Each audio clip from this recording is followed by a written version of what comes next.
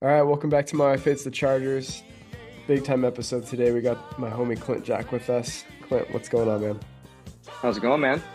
Lots to talk about. Lots of updates since we last got on. A lot of changes. This is really like end of an era type changes. Like not so much as Phil leaving the Chargers was, but it's kind of right up there with that. It hurts for sure. My heart's Yeah. still hurting a little bit. Yeah. So here's the question. Before we hired Harbaugh, I said you can have Jim Harbaugh as your coach, but Keenan, Mike, and Eckler are going to be gone. Do you take that?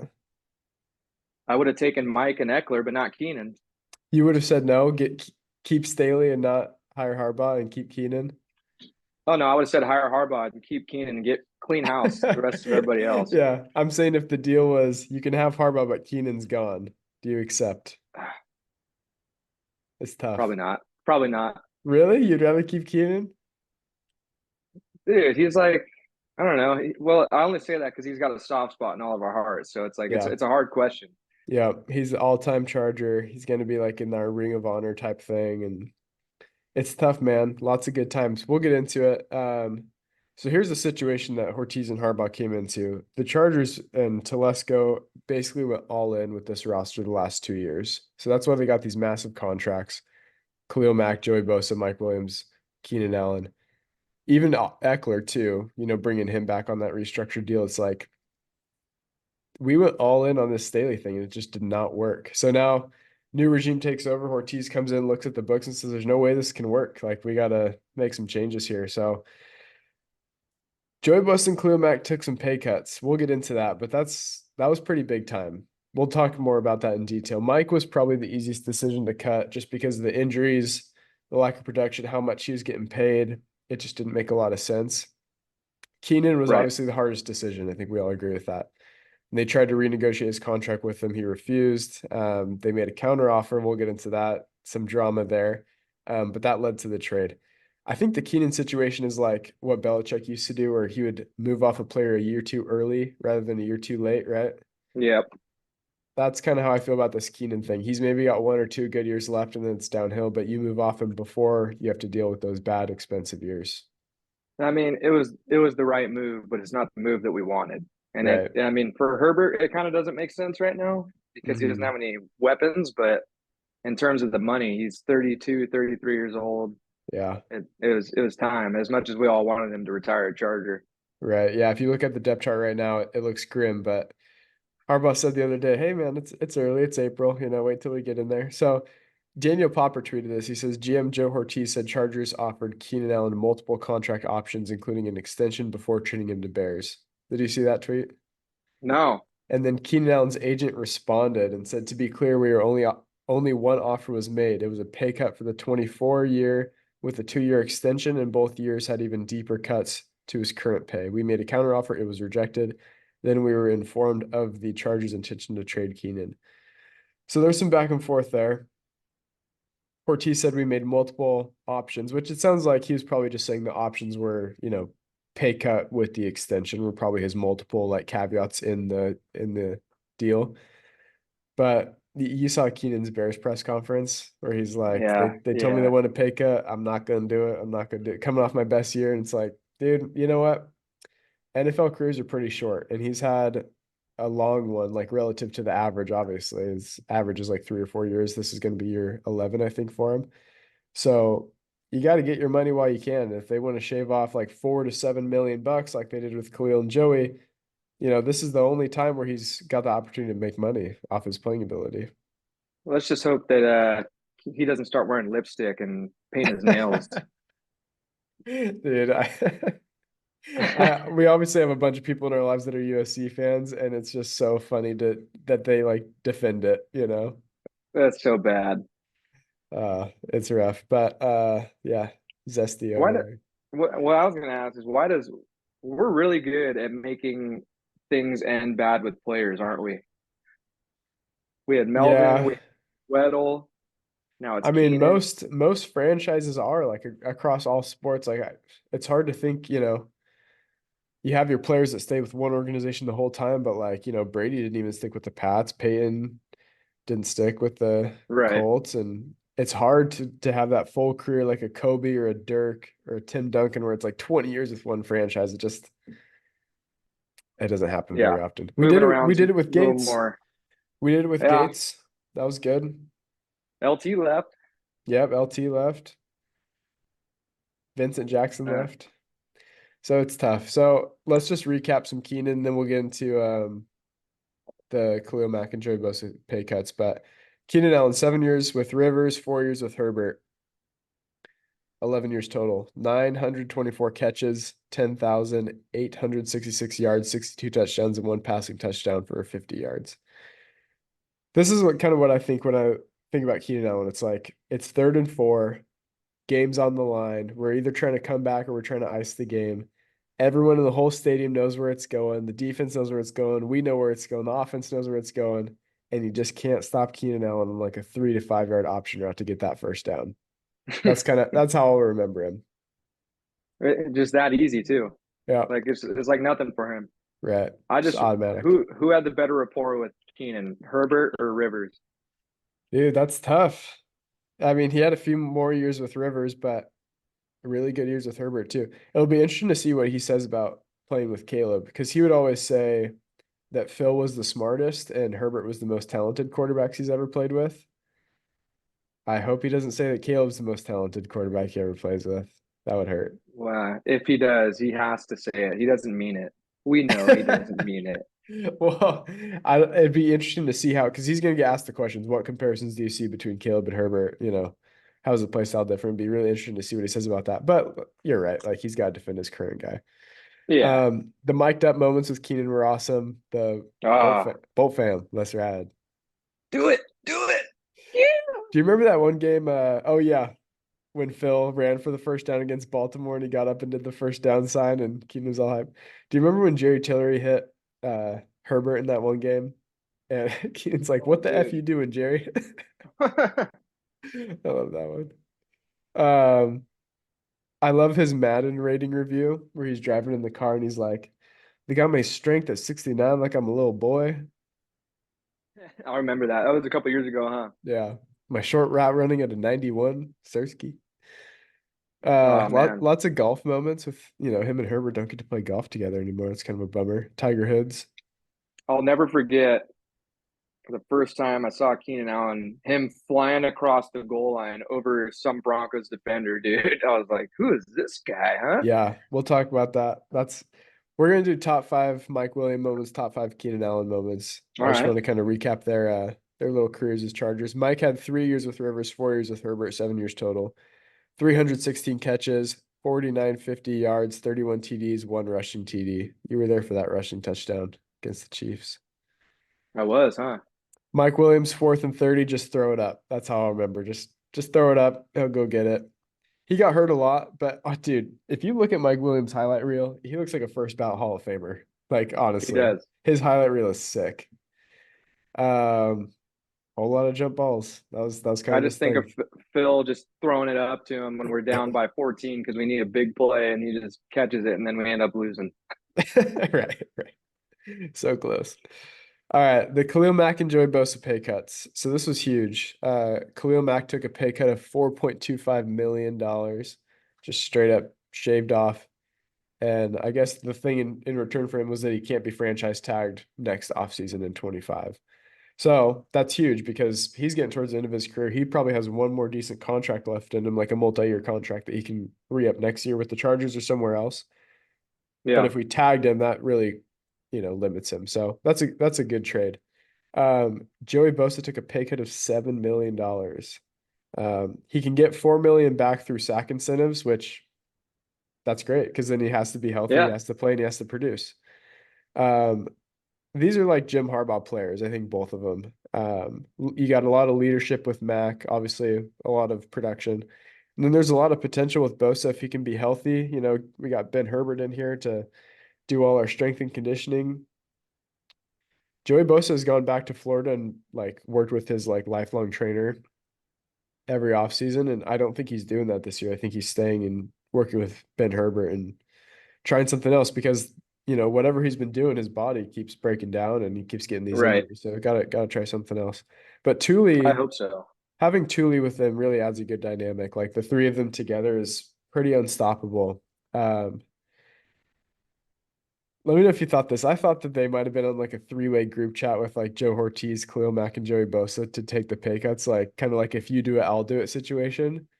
Because the initial report Right. was that Bosa would not take a pay cut. And then after Khalil Mack took the pay cut, then Bosa ended up doing it. So I wonder if that had something to do with it. I was kind of bummed on the Bosa one, man. I was kind of over him, to be honest with you, but Yeah. I mean, um, I think they tried to trade him like at the combine. There was talks about him getting traded. And I think that was gonna they were gonna keep Keenan if they traded Bosa. yeah, that's what I was thinking was going to happen, to be honest with you, or Mac, one of those Yeah. two. I think both of them were on the trade block, and then when they both took the pay cuts, they weren't like obviously they weren't fetching like a draft pick in return, or at least maybe a fourth round pick or higher, because that's what we got for Keenan. So it was like, all right, well, if none of them are gonna catch a draft pick, then let's do a pay cut. And then if Keenan doesn't take a pay cut, we get a draft pick there. Who won that trade? The Bears or the Chargers? We only got a fourth round pick. O- Okay, it's a fourth round pick, but this draft year and the next couple are going to be the most valuable drafts for us Yeah. because of Harbaugh being in college. He recruited all of these guys. There's a tweet that I posted, a bunch of people posted it, but Marvin Harrison Jr. posted on his Twitter that he got an offer from Michigan for a scholarship, like when he was coming out of high school. Oh So boy, I saw that. he's recruited all these guys. He's been in their homes, met their parents. Like he knows these next few draft class better than he will at any other point. So the fourth round pick now is more valuable to us than a fourth round pick like 3 or 4 years from now. You know what I mean? Yeah, So I I think agree they're with just that. trying to collect. So it's probably a fair trade because it's like the fourth round pick plus we have all this cap space to work with is like 30 million bucks. So the pick combined with the cap space and that pick being more valuable than it normally would be in a normal draft year. So how much cap do we have now?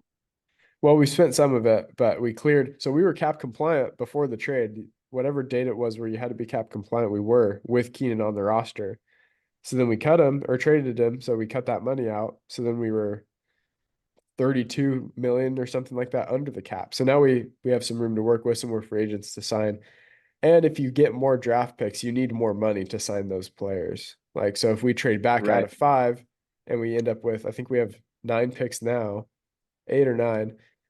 And then if we end up with 10 or 11 picks, we need a little bit more money to sign those guys. And then the free agents like after the draft. So And we then got some next year our work. cap is up there, right? It's like top five, maybe top three. I think we're going to stay in that area, as long as we got the quarterback contract there. It's All right, yeah. we're Let's trying just to keep him. we're trying to max it out. Yeah.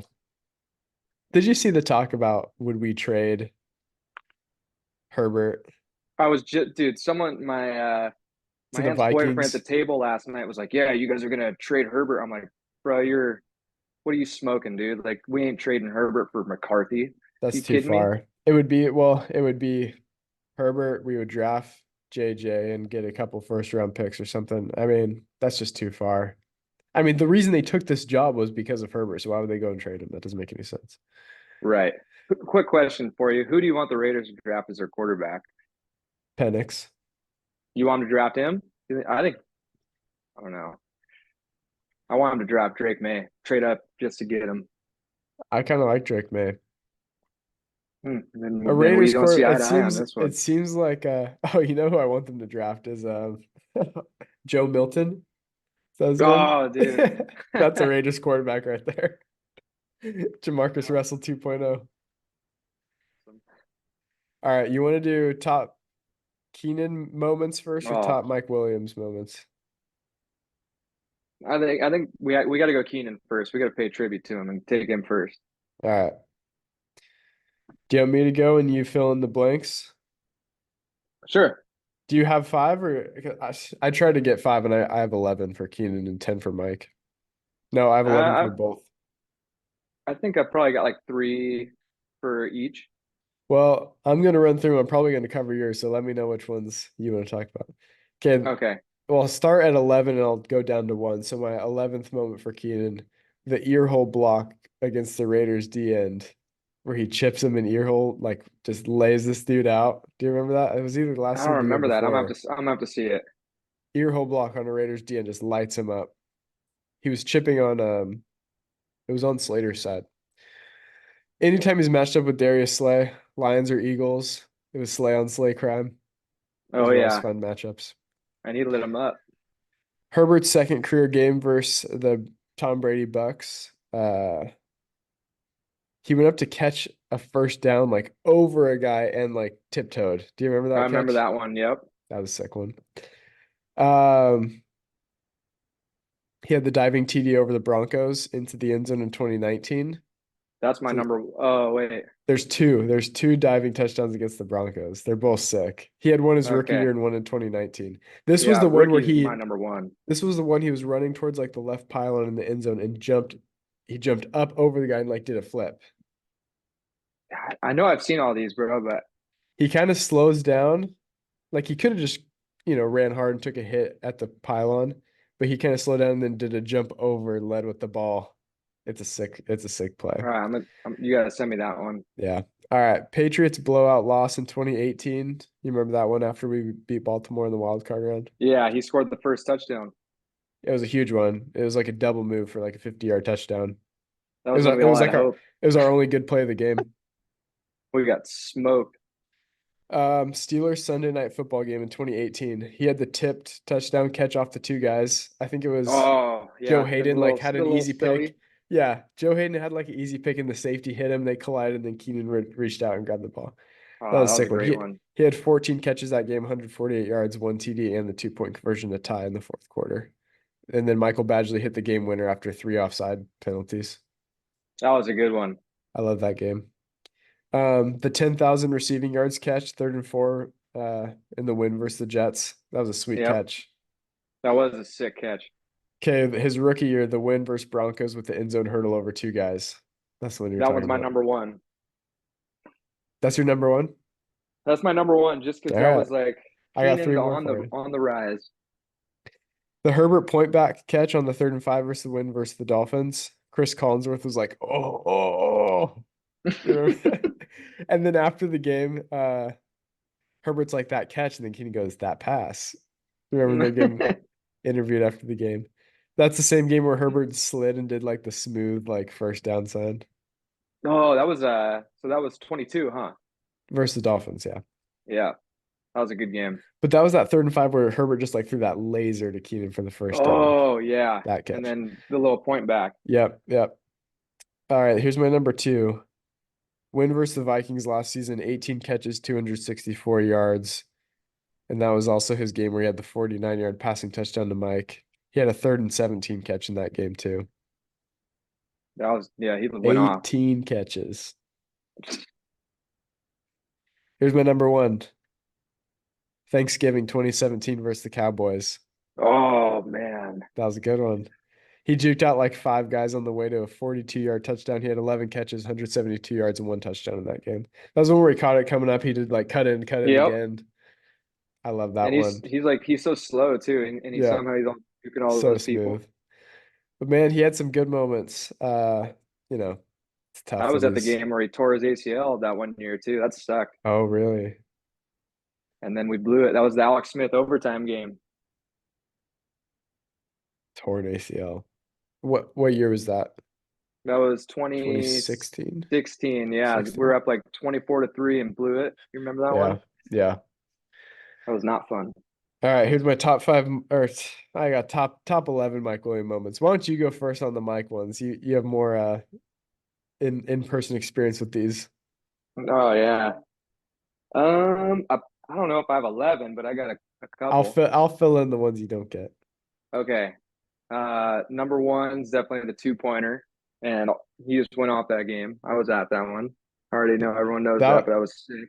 that was the Chiefs killer game. So That was the Chiefs killer. he had the corner touchdown in the second quarter, a rushing touchdown on the reverse in the third quarter, and then the late touchdown fade, and then the 2-point wide open in the corner. Ah, I'll never forget Stellar. that one. Stellar. And then I was at the Chargers Browns game when Baker was there, And he went off that game. I think he had like 100 and something yards and a couple tutties, like long tutties. Don't know He was if I always have fun that to game, watch, man. man. Yeah. My number two is the timeout game versus the Raiders. That last game where we could have tied to both go to the playoffs. Ah, He went off that yeah. game. He was a warrior that game. He had He that scored the late touchdown with no time left. 0 seconds on the clock to force overtime between two Raiders. That was a sick game. He had a Titans versus the Titans. He had a sideline catch where he pointed he goes like that. Oh, 20, yep. 25 seconds left in the game. Herbert throws a laser, set up the game-winning field goal. He had a jump ball catch versus Saints over two guys when the announcer goes 50-50 balls are 100%, something like that. With Mike Williams, they are. Yeah. Versus the Chiefs in Mexico with 45 seconds left, he goes up for the double clutch. You remember that one where he's like goes like that to catch it? And then he Did we lose that game? yeah. I mean we lost a bunch of these games. Damn. Versus the Broncos with 2 minutes left, fourth and 11, one-handed deep catch from Phil over two Broncos. One-handed against the Lions right before halftime, soared through the air, snag one from Phil, set up the game-winning field goal over two lines. This one you'll remember, the one-hand snag toe tap right in front of Sean McVay. You remember that Oh one? yeah. Oh yeah. That was a sick one. I love we ran this play a bunch, but like Herbert would either do play action or just catch and shotgun. He'd run out like a sprint out to the right and then throw way across the field left to Mike. So Mike would start on the right side and just kind of run all the way diagonal across field. Same Sunday night game when Keenan had that sick catch. Herbert lost one to the back of the end zone for Mike with the toe tap over four Dolphins. Man, they both went off that game. Yep. And Herbert. That was the game where it was like everyone was like, "Oh, two is better than Herbert," and then they played, and it was like not even close. Yeah. We all know who's better. Yep. Lots of good moments there with these guys. It's going to be different without them. I got a couple things for you. What do you think about the new kickoff rule? It's the one where they all start on the other side now, right? So you have the returner like at the end zone, then you have all the blockers at like the 10, and then all the defenders at like the 20, and then the kicker's way back. So basically when the returner catches it, then they can all block and do their thing. I don't mind it. I think that's kind of more fair. The There's kickoff like team's getting a running start, you know? Yeah, so there's like basically no injuries, which was the biggest thing with kickoffs. That's why they moved it forward to have more touchbacks. But now it's like 95% touchback, I think, or 90% touchback right now. Yeah. So you might as well not even have it. But this way allows it there to actually be a return. And we have a great advantage with Darius Davis on the roster right now. Wait, He's gonna where they eat. kick off from now? What yard line? I don't know what yard line they're kicking from. I think they're moving it back to the original spot, so there's actually That was a returns. 30. That was a Yeah. 30, right? They're still going to be touchbacks. So these guys got huge legs, man. They got to move back to the 25. Wherever it is, they should move it back so there's not that many touchbacks. I thought the UFL's kickoffs were pretty sweet. Yeah, I think I that's where don't they know if got the you've rule seen any of from. those. Yeah. What do you think about the hip drop tackle? Uh, I mean, I'm sure there's mixed feelings on it. Like, you got to get a guy down any way you can when you're getting paid millions of dollars to do that. But if you're like ending guys' careers making that kind of tackle, then I see both sides of it. I'm not against either side. I understand both. Yeah. I thought it was interesting that the players came out and they're like, we do not support the banning of the hip drop tackle. It's like, wait, I thought this was for the players. Yeah, that's so the players aren't for it then. I think the players aren't for it because there's going to be like a lot of fines that happened. Like when players Yeah, do the hip drop and they don't want players getting fined, which I understand that part, but maybe there's a way to like kind of roll it in instead of just like, oh, week one, you're getting fined if you do a hip drop tackle. Because yeah. players got to adjust. I don't I really see too many of those anyway, though. So I mean, I understand. yeah, It's probably just because Mark Andrews and those guys were getting hurt from it this year. Those are big name players. right, yeah. More people pay attention. My thing, I think it's just going to be really tough to officiate, like in real time. Like that's just going to be a hard call. You know what I mean? To throw that flag, and is it a 15-yard penalty? Is it like a personal foul where it's like if they get two, they're ejected, like the head hunting stuff, or Right. I don't know. I guess it's all I right. don't understand. All right, should we do first wave of free agency here? Let's get it. Okay, here are the players going out from the roster last year. Eric Kendricks to the Cowboys, Eckler to the Commanders, Michael Davis to the Commanders, Kenneth Murray to the Titans, Mike Williams to the Jets, Keenan Allen to the Bears. The players we re-signed from the roster, Dicker the kicker coming back, Alohi Yes, Gilman and sir. Easton Stick. It, Out of those players that are gone, who do you think you'll miss the most outside of Keenan and Mike? So Kenneth Murray, Michael Davis, Austin Eckler, Eric Kendricks. You gonna miss any of those guys? I mean, I guess I got to go with Eckler. I ain't gonna miss Kendricks. I'm not gonna miss. I'm not really gonna miss Michael Davis too much. He was too inconsistent. Yeah. And then, I mean, Eckler just had good times for us, but it really didn't end well. I Yeah. was over him too. Yeah, it did not end well. And then Kenneth Murray, not too sad Bust. about that one. Yeah. That was Anthony Lynn pick. Michael Yeah, Davis, I think, has some potential that's untapped, and I think the system did not favor him the last couple of years. yeah, he had a couple good years for Yeah. sure. And then these re-signings I think are awesome. We got to keep Cameron Dicker around. I mean, him and Badgley, I thought Badgley was pretty good. But the last three kickers we've had have all been pretty good between Badgley, Dustin Hopkins, and Cameron Dicker. So let's stick with it. Yeah, that Badgley was the one that made me be like, never buy a kicker jersey. You never know. Right, yeah. Alohi Gilman, I thought was really good this last year. He's just pretty steady, pretty reliable. Happy to have him back. Is he that good? I think so. I mean, I'm a little I'm a little surprised why everyone's biased. so hyped. Yeah, I'm surprised why everyone's so hyped on that move. Like I like him, but Out of everyone in our secondary, he makes the least amount of mistakes by far. all right, that's a Derwin, good sign. Derwin makes a lot of big plays, makes a lot of mistakes. At least he has the last year, especially. Asante, some Yeah, good plays, a lot of mistakes. Not a great tackler. Michael Davis, obviously. J.C. Jackson made a ton of mistakes. Alohi Gilman made the least amount of mistakes, and I thought was the most reliable. And then Easton Stick, I think, is just a Herbert request to keep him around. I'm over him, dude. Yeah, Let's get some fresh. backup quarterback. When's he ever going to play? I think it's fine. Yeah, give me some pizzazz, man. We should have signed Gardner Minshew to be our Hey, backup. we had a meeting with Bo Nix. The Chargers did. Oh, that's not good. Interesting. Yeah, what? Why?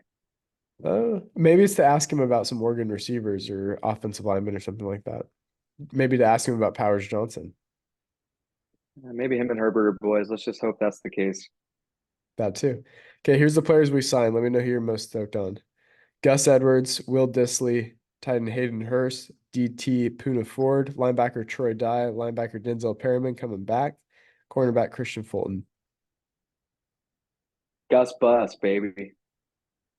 Power back, But goal line we still back. need another running back. We need another guy. Yep.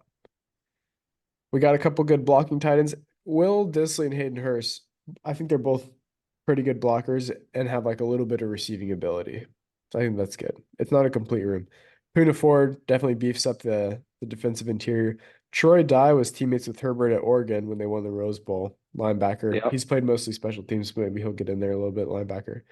You like Denzel Perryman coming back? Yeah, I do, man. He's a feel good guy. I feel like he kind of did pretty well when he left too. Yeah. He was on the Texans and Raiders. Yeah, so he's got a little playoff experience now, I think. I always like Perriman. He hits people hard. He does, man. He hits really hard. And then Christian Fulton cornerback. So we'll probably get more corners. So last thing here, here's the draft implications of the Keenan Allen trade. We get the fourth round pick. Keenan was a third round pick, and this is a draft that's crazy deep at receiver.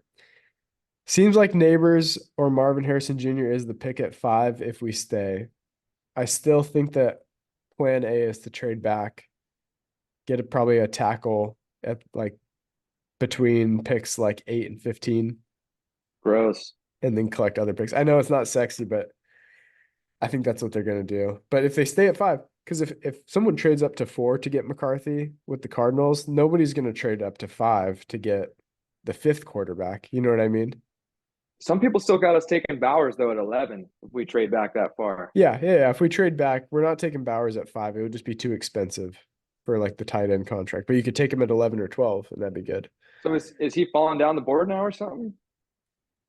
I just don't think you should take a tight end like in the top 10. I think that because the way the price works, he would be like the most expensive tight end in the league by the end of his rookie contract, Yeah. which is just weird when you can draft tight ends that are like 80% as good in like the fifth round. Malik Neighbors looks like a dog, dude. Dude, I would rather have Malik Neighbors than Marvin Harrison Jr. I got Malik You Neighbors as the think? number one receiver. Dude, he's so explosive. And Marvin Yeah. Harrison Jr. looks great, but he just kind of seems steady and reliable, which is great, but he doesn't have like that A plus explosion like Malik Neighbors has. Right. I agree So with that. I say Malik Neighbors has a higher ceiling and a lower floor. Like Marvin Harrison Jr.'s floor is pretty high, but the ceiling's not as Yeah. high as Neighbors. He's And I consistent. and I think Herbert could unlock Malik Neighbors' full potential. So I like Malik over Marvin Well, they Harrison better Jr. get to it because he's got to build rapport with somebody. Yeah. Here's the draft prospects the Chargers have met with. We'll end on this. Tackle Joe Alt. You don't like that. No, not at all. Tight end Brock Bowers. That's your guy. Love that. Love that. Linebacker Edgerrin Cooper. Running back Ray Davis. DT Braden Fiskey. Wide receiver Anthony Gold. Quarterback Michael Ayers. Quarterback Bo Nix. Wide receiver Brendan Rice from USC. Tight end Jatavion Sanders. Wide receiver Anus Smith. Outside linebacker Trevin Wallace. Offensive lineman Troy Botanu. Running back Austin Jones, tight end Trey Knox, center Brian Hudson, wide receiver Anthony Gold, offensive lineman Mike Novinsky, running back Blake Corum, wide receiver Roma Dunze. Oh, there we go. I was waiting for Corum. What do you I want think? him too. Lots of wide receivers, few tight ends, few running backs. It's an interesting bunch Ah, there. I only know a few of those names though. Yeah. I'm just more looking at the positions. Like, what are the positions that we're targeting? And we already know they're probably going to take a center late, get some corners, get some outside linebackers, running back, wide receiver. That's kind of where this is all going. We need skill players. We don't Need need some no skill, linemen. need some DBs. We need some We're O good on linemen. linemen. I think we need offensive and defensive linemen. Do I know, dude. are We'll you fine with we'll Trey figure it out. Pipkins? Are you fine with Trey Pipkins at right tackle? Uh, I don't know, man. I think you can. I think with how much you've decimated the receiving room, you gotta take a receiver. There's no way that you can't. Yeah, we will. It's either going to be one early or two late, I think. We need that first round receiver, dude. We're screwed right now. Josh Palmer and my number one. We've already seen what that's like. It don't work. I like Josh Palmer as a high end, like number three or an average number two, not a Yeah. number one.